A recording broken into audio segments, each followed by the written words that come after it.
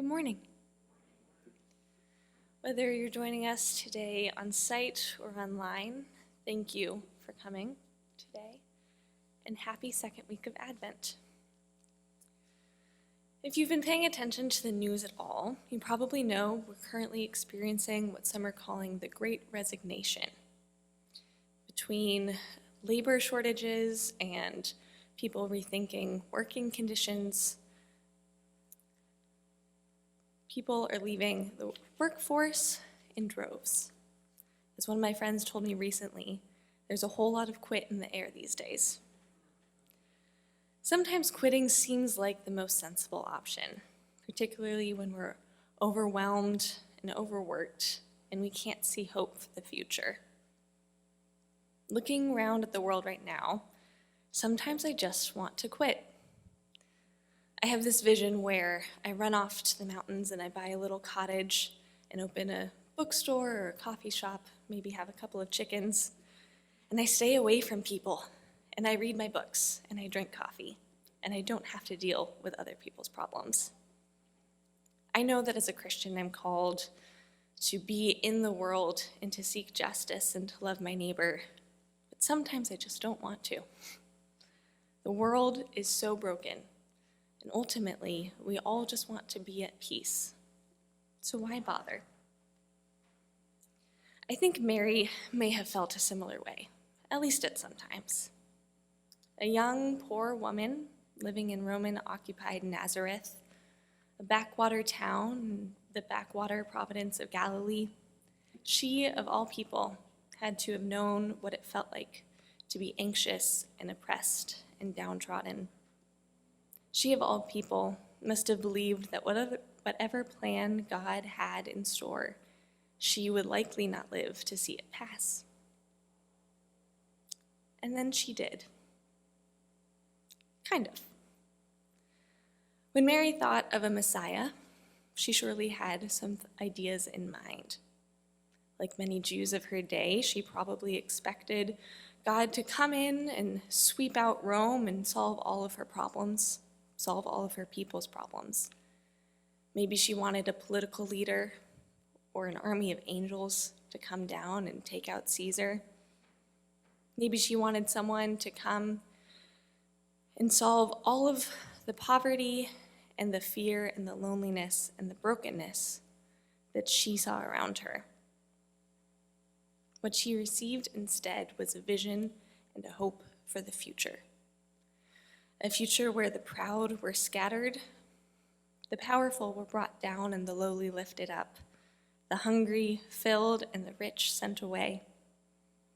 A future where God disrupted the cycle of more and more and more, where someone was always left with less. God gave her this vision, and yet Mary died in a world where much of this was simply not the case. Rome still occupied her homeland. She was likely still poor.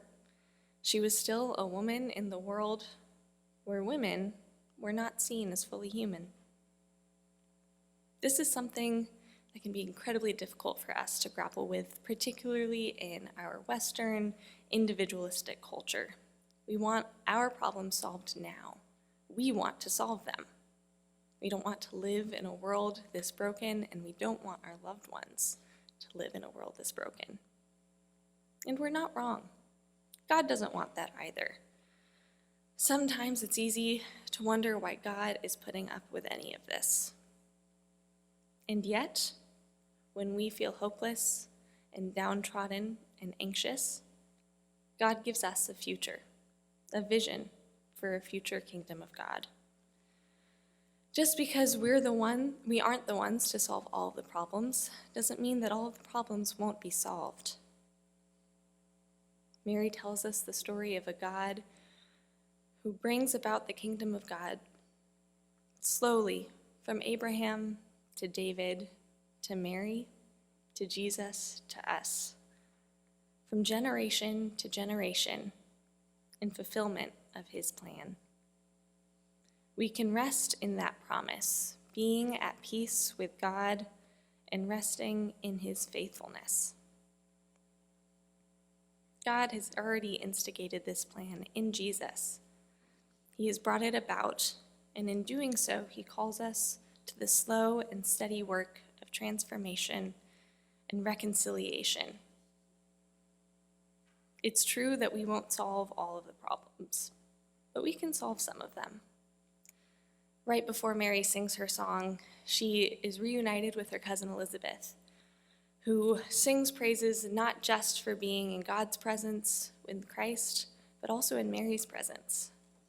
She says, "Blessed is she who believed that there would be a fulfillment of what was spoken to her by the Lord." Mary heard this vision for the future, and she believed. And in doing so, she calls us to believe alongside her.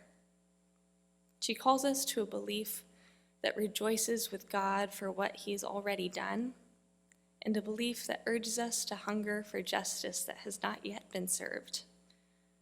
We are not called merely to sit and wait for our problems to be solved, but to act. Christ came to bring about our salvation and everlasting life in perfect unity with God. But we don't have to wait until we pass to experience everlasting life. That life starts now, and the work starts now.